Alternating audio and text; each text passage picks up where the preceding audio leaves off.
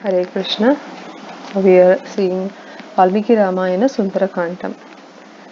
So Hanuman has already been advised that where Sita Mataji is located. So that is in Sri Lanka, Lanka. Sri has come only because Srimati Sita Devi has visited Lanka. That's why it becomes Sri Lanka. Otherwise, it will remain as Lanka only. So now Hanuman was encouraged by Jambavan, who is also very ardent devotee of Bhagavan Ramachandra. So he encourages Hanuman, and his power reminds him of his power to leap across the ocean to Lanka to find whereabouts of Mother Sita.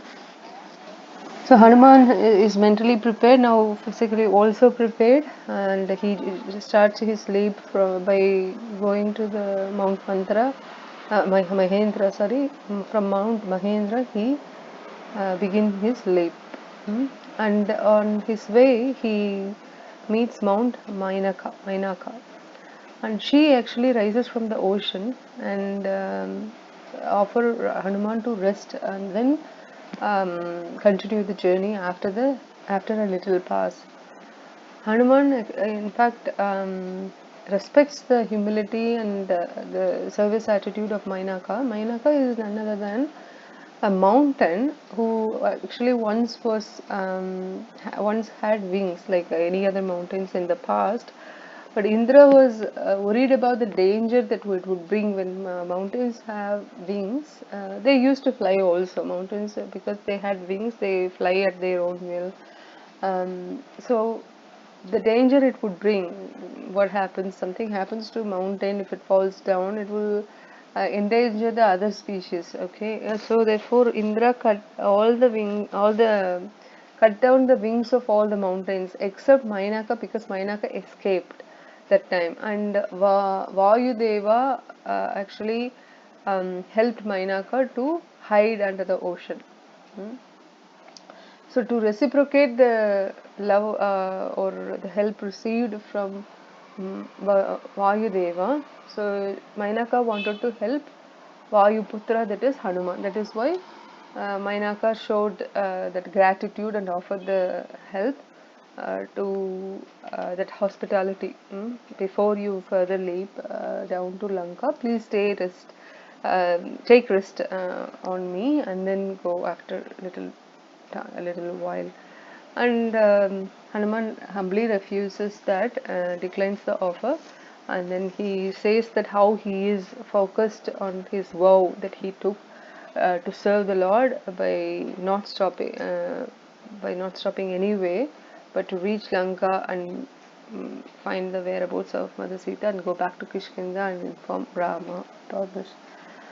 Similar to Bhishma's vow and determination, also in Mahabharata, we see that after some time of Santanu Maharaja's kingdom, that Satyavati realized that there is no progeny. Then she requested Bhishma Dev to come back to not come back, but come to Grahastha ashram, to get married and enjoy the kingdom, rule the kingdom, etc. And Bhishmadev, however, remained firm in his vow, and he continued his celibacy, regardless of whatever the comforts were offered to him, the worldly pleasures were offered to him. He was not ready to accept any of those because he took the vow. It's similar to that, but of course, Hanuman's vow is directly serving the Lord here, we see. And of course, Bhishma Dev also a devotee of Krishna, but we see that the determination is what we are seeing as the subject matter, to see the parallel examples from Mahabharata and Ramayana. And Nachiketa, he is a boy, little boy. This story comes in Katha Upanishad. Once he asked his father about the knowledge of Atmatattva, and his father refuses to answer. Therefore, he sends Nachiketa to go inquire it directly from Yamaraj. So Nachiketa took it very seriously, and he goes to Yamaraj's abode and he waits there for 3 days, because Yamaraj hasn't arrived immediately. So therefore he had to wait for 3 days. And when Yamaraj arrived, he was surprised to see Nachiketa's, this little young boy's determination. It's similar to Dhruva Maharaj, how he determined he was in the path of his vow that to see the Lord. Hmm? As per his mother's advice, to get anything you wanted, akama sarva kamava moksha kama udarati tivrena bhakti yogena yajate purusham param. So whatever you desire, you need to approach the Parama Purusha Bhagavan Krishna. So whether this sloka states that whether you are desireless, like Narada Muni, or if you are full of desires, like how Dhruva Maharaj wanted a position greater than his,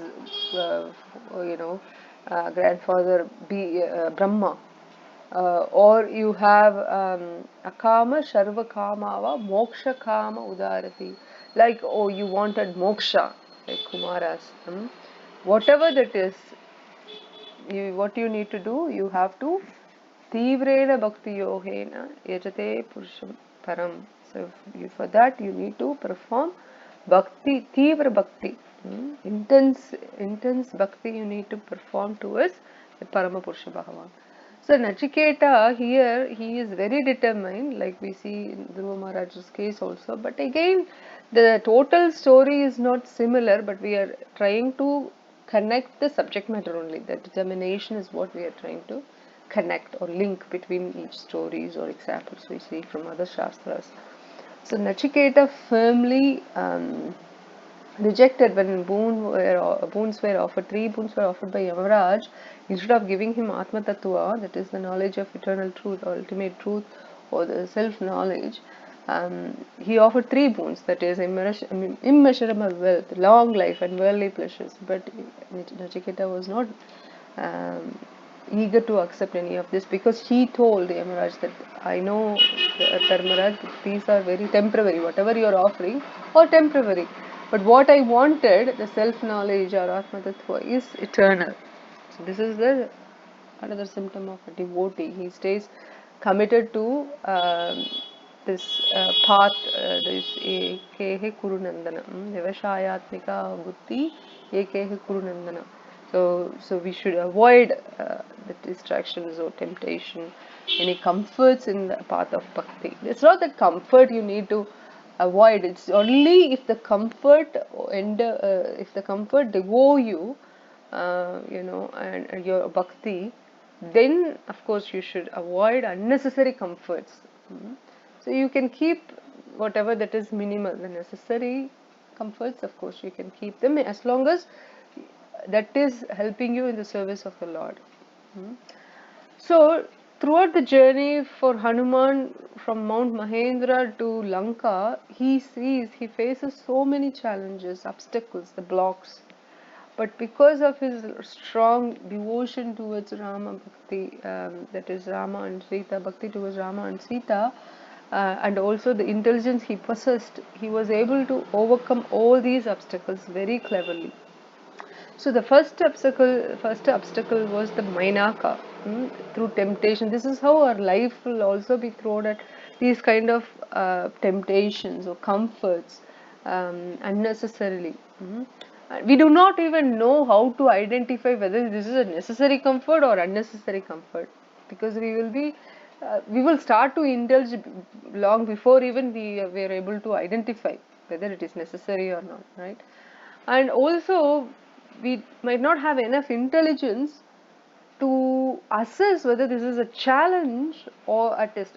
Usually for devotees, in our path of bhakti, there would be so many challenges we might come across, but they are all tests only to see how determined we are to complete the vow, which is that we keep on going in the path of bhakti without any stopping. Okay, so many temptations would come, or this kind of challenges would come. Even our closed ones might stop us from doing bhakti through some sentimental thoughts or sentimental values, whatever they might offer. But if uh,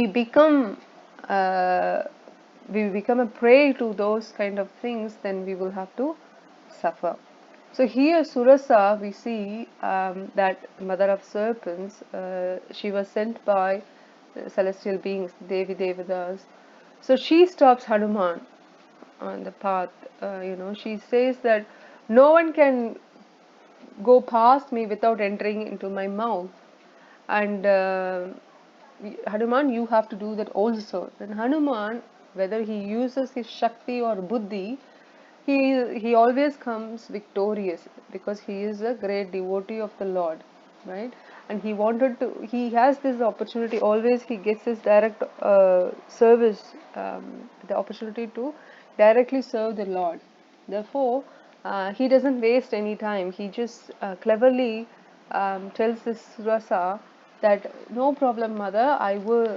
Then he expands his size very hugely, and the Surasa opened her mouth and waiting for Hanuman to enter, but all of us, Hanuman shrinks his body so little that he can easily go into her mouth and come out before even she could react.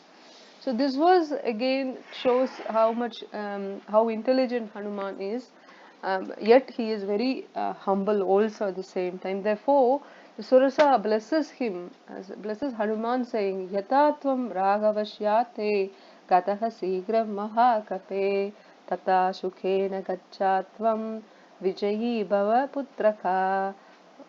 So Hanuman, my blessings are with you, my child, because you are going for who? For Bhagavan, Sri Lord Ramachandra Bhagavan. So you can continue your journey without any obstacles. And then he further proceeds.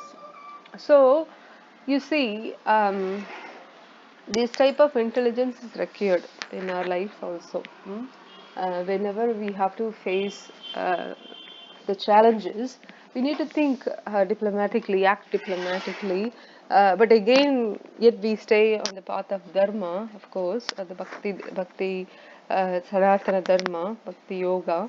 So Krishna gives all intelligent counseling to Pandavas how to succeed the Kurukshetra war. We see that. And also we see how Ganesh was, he circled the parents, mothers Parvati and Lord Shiva. But in Kartikeya, what did he do? He actually went to circle the real world.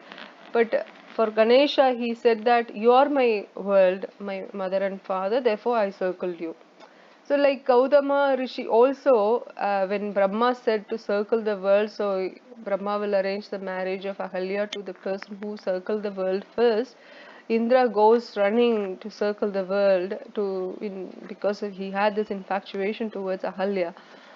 However, Gautama Rishi, he did not have any intention to marry Ahalya, although he did perform this circling mother cow in the morning, in the early hours on that particular day. So he was just conveying that message, and Mother Earth and Mother Cow are equal, correct? And father and mother, your own father and mother also we consider as a world.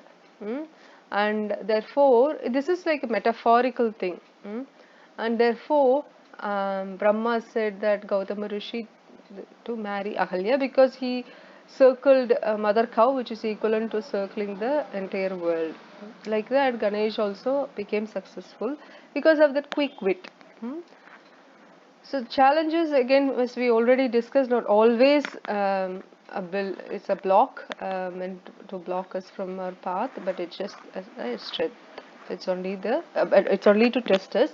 Therefore, we continue to have that strength with intelligence and humility. So therefore, we can easily overcome those conflicts. And Hanuman continues his journey. Next, he comes across in Hika. So she stops. She reduces the power of Hanuman's leaping by grabbing the shadow of Hanuman. Okay, so Simhika wanted to harm Hanuman also. It's not like Mainaka who wanted to offer some hospitality, or Surasa wanted to test his intelligence and devotion. Not like that, but Simhika wanted to. She's a Rakshasi. She wanted to harm Hanuman. So therefore, she wanted to stop Hanuman to proceed further.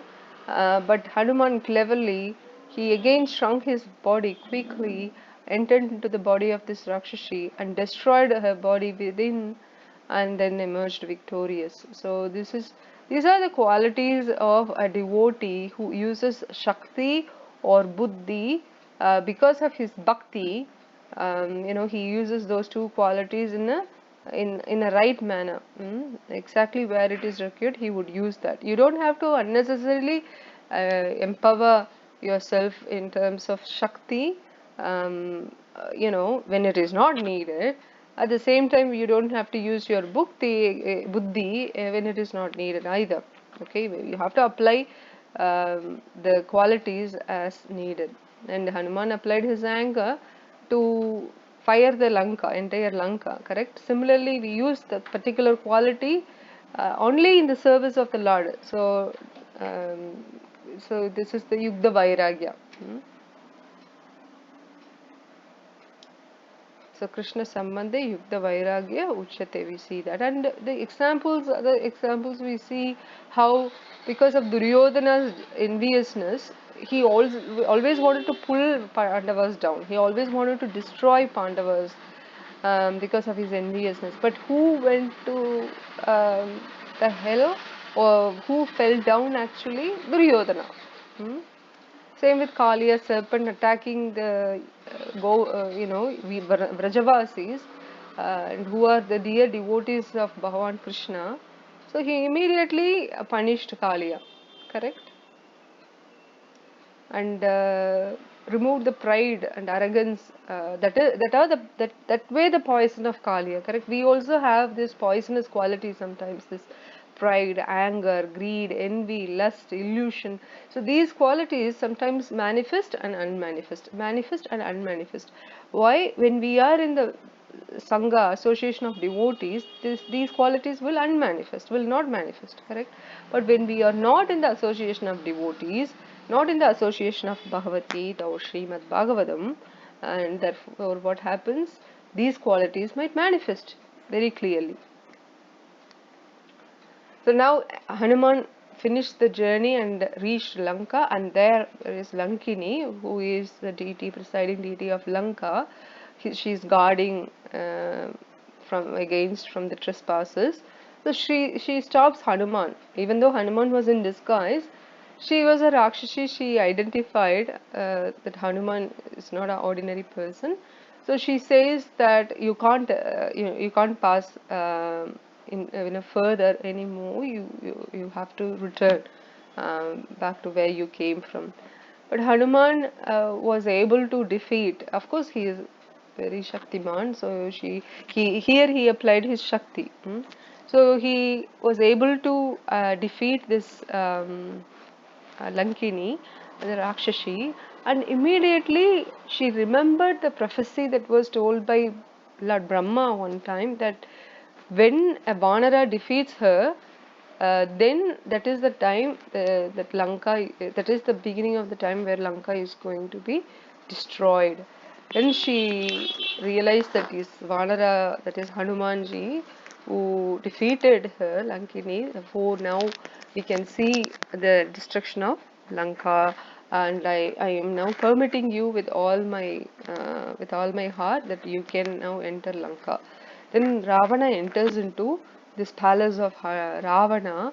Hanuman enters into the palace of Ravana, and he was so surprised to see the opulent and luxurious things, and also he sees the majestic figure of Ravana. He doesn't have 10 heads at that time when he was sleeping.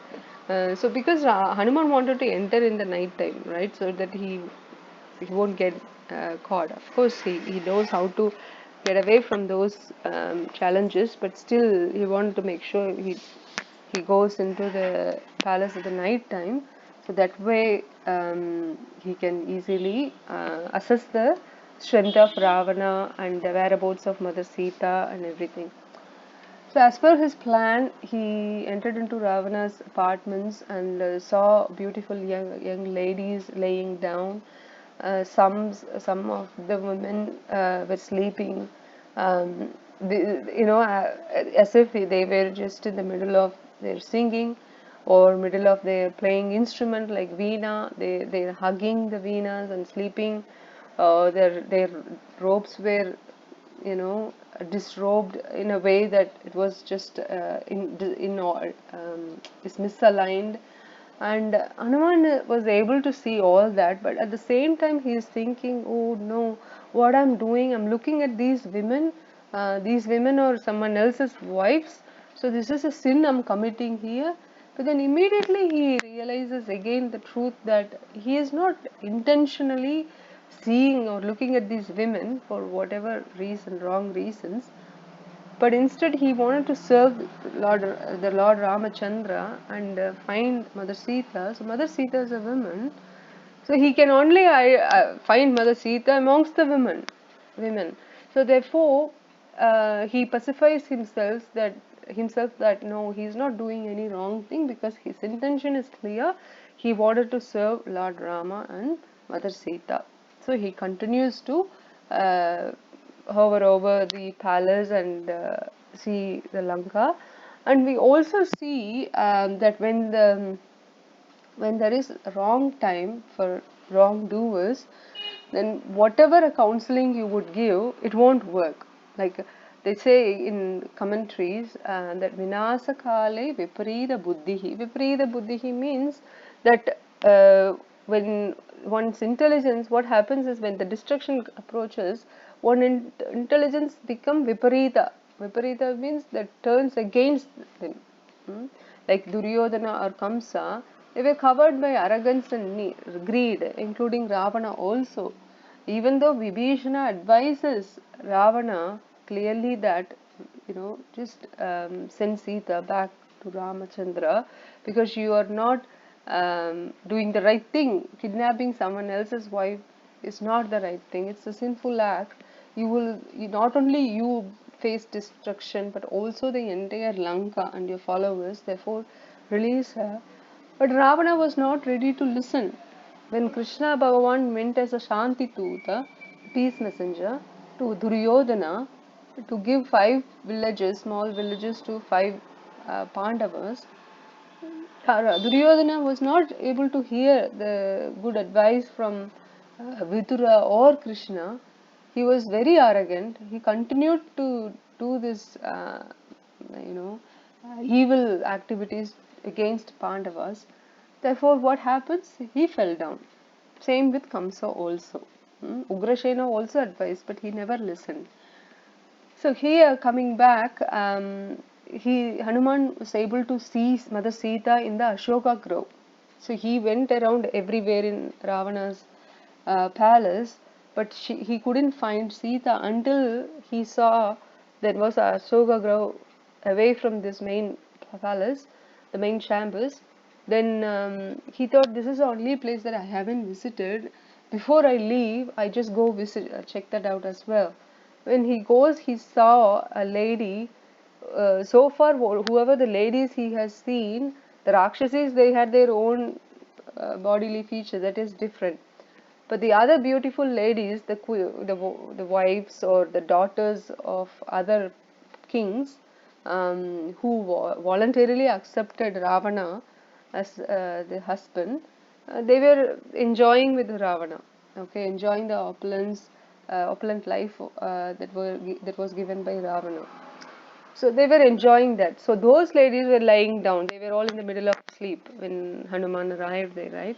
So those ladies, how they dressed, they very luxuriously they dressed themselves, decorated themselves, and they did not look any pity at all. However, here when Hanuman noticed this lady, he didn't know that was Mother Sita, right? So he could see this lady who looked very morose. The face looked very sad, and as if she lost something precious in her life.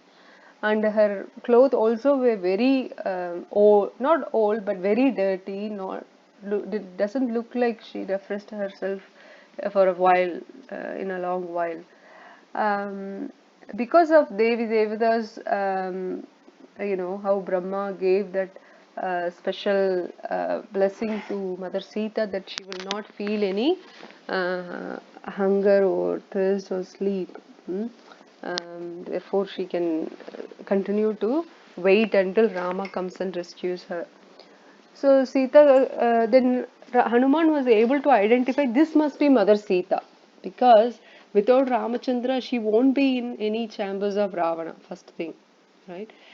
And she won't decorate herself either. And third, she won't look happy.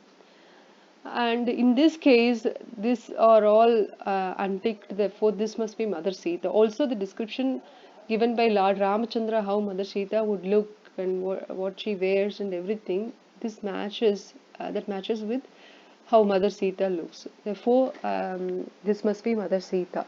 Hanuman comes to a conclusion. Now, before approaching Mother Sita, she is watching what is happening. So this time Ravana already woke up early in the morning. This is now already become the next morning. So Ravana was wakened by this people who sings, in the morning to wake up the kings. So now Ravana is awake. So the first thing he does is come and sees Mother Sita. So again, he tries to intimidate Sita, telling, "You must, become my queen. Why are you wasting your time waiting for that one, that that person who is living in Vana, that is a forest? He can't make you happy. He can't give you a happy life. So stay with me, live with me like that. You will become the prominent queen."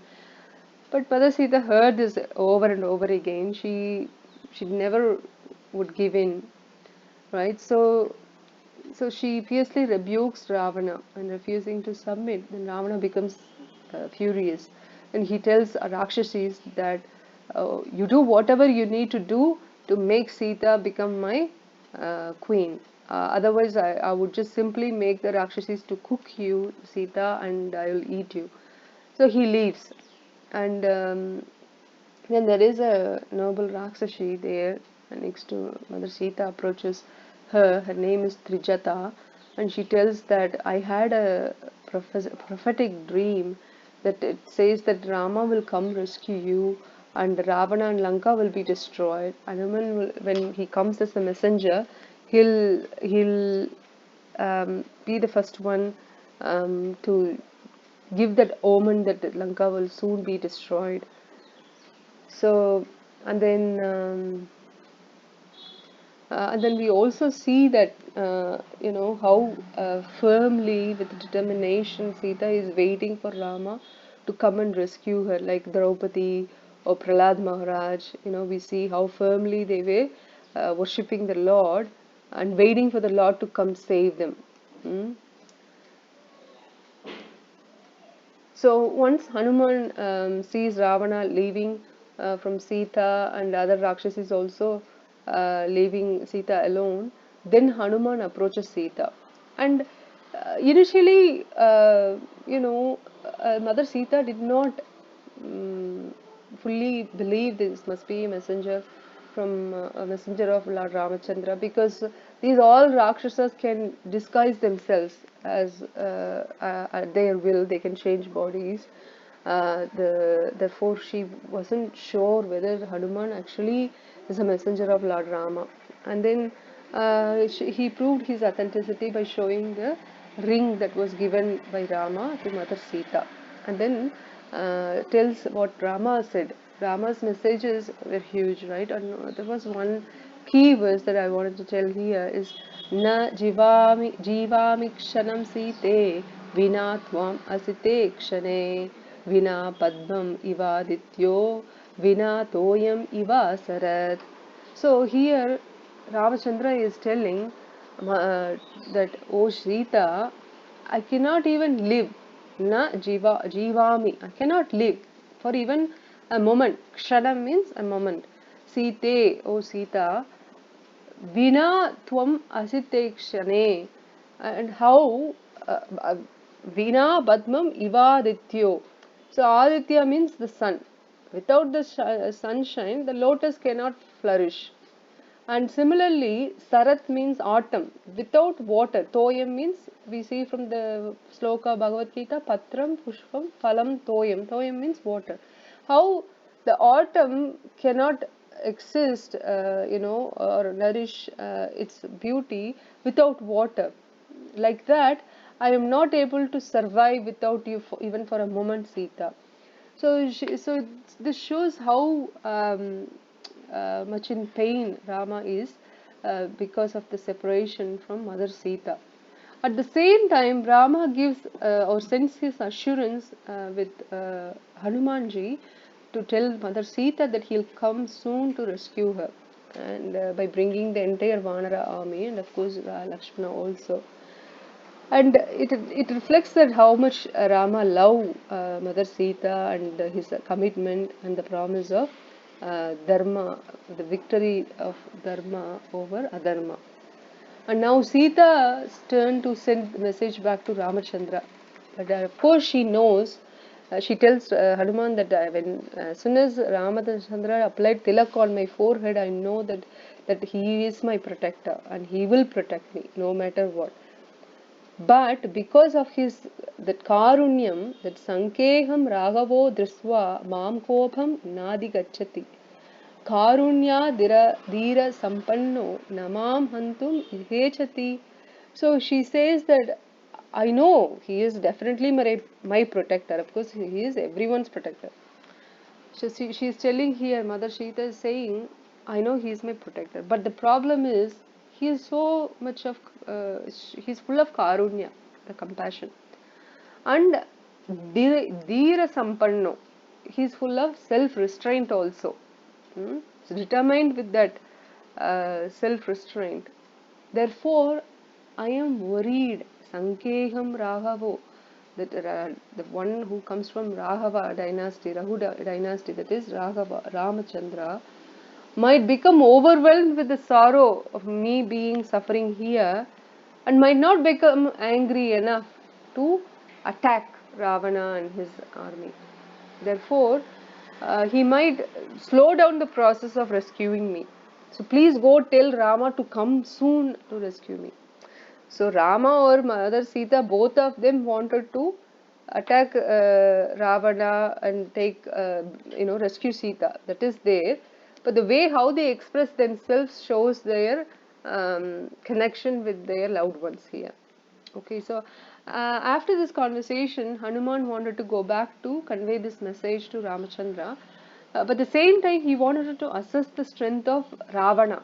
Therefore, first thing he does is uses his anger to destroy the Ashokavana. And when he did that, the Rakshasas fled to Ravana and told what happened, that how Hanuman is destroying, uprooting the trees, sacred trees, and flowers and fruits, and how he is destroying everything Ashoka grow. Then what happens was Ravana sends his prince Aksha, and Hanuman easily defeats him and kills him. And then what happens was this Indrajit comes. Indrajit is none other than the son of Ravana. He got his name after defeating Indra. Okay, and he has special blessings because of his intense penance that he performed towards Lord Brahma, that we will see later, part of the Yuddha Kanda. But now, for now, we see what happens here is he invokes us, Indrajit invokes his Brahmastra to attack Hanuman, to subdue Hanuman. But of course, Hanuman is immune to these type of things, but still he wanted to see, as I said before, he wanted to see strength of Ravana's army, and he wanted to meet Ravana. Therefore, what he does is he gives in. He shows that he is giving in, so that he allows Indrajit to bind him with the ropes. So they bring Hanuman to in front of Ravana in the assembly hall. At that time, Vibhishana, and they all decide to kill Hanuman. That time, Vibhishana gives good advice, like how always Vidura gives wise counseling to Dhritarashtra. Duryodhana never listens to Vidura, but he gives to his elder brother Dhritarashtra. And Dhritarashtra also never listened.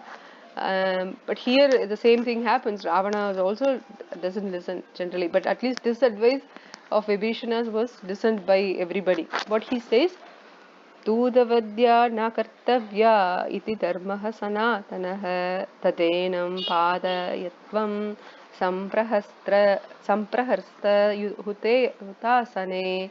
So he is saying to the Vadya. So to the means messenger. Vadya Vadam. No killing of the messenger. Because that is not na kartavya iti dharmaha sanatanaha. That is not sanatana dharma that we follow. That's not the eternal dharma. So instead, what we should do, pata yadvam. So throw him out. Set set him on fire. Let him to be set on fire.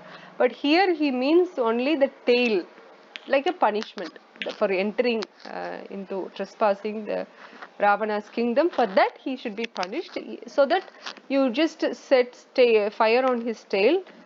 So that he sent the message to Rama that not to interfere in Ravana's life, like that Ravana thinks. But Vibhishana knows we should not, kill the Bhakta of Ramachandra. And also the Dharma also is there. The Sanatana Dharma also tells you should not kill the messenger. So, as per the right advice given by Vibhishana, they set fire on the tail of Hanuman. Now, what Hanuman does? He of course he knows how to free himself from the binding of the rope. He immediately frees himself and sets fire to the Lanka. And then he quickly realized that, oh no, I set fire around Lanka. What happens to Sita? I need to go visit Sita again, Mother Sita again. So he goes back to Mother Sita and sees Mother Sita is staying safe only. And then again they make a little conversation that yes, he gives assurance that Rama will come rescue you. And Sita also tells, yes, I am waiting for that. So they both that little conversation, exchange of messages happening. And then now Hanuman is also happy and Mother Sita is also happy. Now Hanuman wanted to return to Mount Mahendra to inform to Angada and other Vanaras of what happened. Now now he reaches Mount Mahendra and Angada and other Vanaras eagerly heard everything what happened so far from Hanuman, and now they are returning to Kishkinda. On their way, they stop by at Madhuvana, that is the forest of full of honeybees and honey. And because they were fasting and they were not in a mood to indulge themselves in even normal food for their own nutrition, now they stopped by to get the nutrition back by indulging in intake of honey. And almost they became intoxicated. When you take too much of sweet nectarian drink, what happens? You become intoxicated. Even though that's not alcoholic, you still feel that intoxication. So that time, Tadimuka, who is the god of this Madhuvana, he was worried that they are going to destroy the Madhuvana totally. Therefore, he goes to Sugriva and complains what happened. Then Sugriva becomes so happy that already 30 days passed and the Vanara army of Angadas under Angada's leadership has never returned. And that already shows that they were in search of Mother Sita. Now the message that you are telling me that Hanuman and the team have returned to Madhuvana and enjoying themselves by intaking honey shows there is a good news. That must be finding of Mother Sita. Therefore, do not do any harm to them. Just inform them that I am eager to receive them. So the message is passed. So now Hanuman and the team return to Kishkinta and meet Hanuman. Meet Ramachandra, Lakshmana, and Sugriva and gives the message, and everyone becomes so happy. And Rama's eyes filled with tears, and Lakshmana also was deeply moved. And the messages of Mother Sita was given to Rama, and now Lakshmana was also very eager to take action to end the life of Ravana and his kingdom.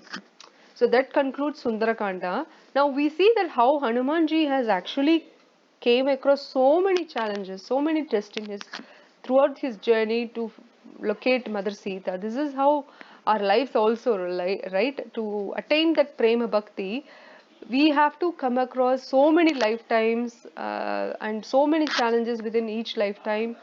And but as long as we follow the Guru Parampara and fixed in the vow and determination to follow the path of bhakti like Hanumanji, then we will also emerge victorious. Like how Hanumanji was able to find Mother Sita, we will also be able to find the Prema Bhakti after all these challenges. So here Hanumanji proved his heroic journey and the symbol of victory also.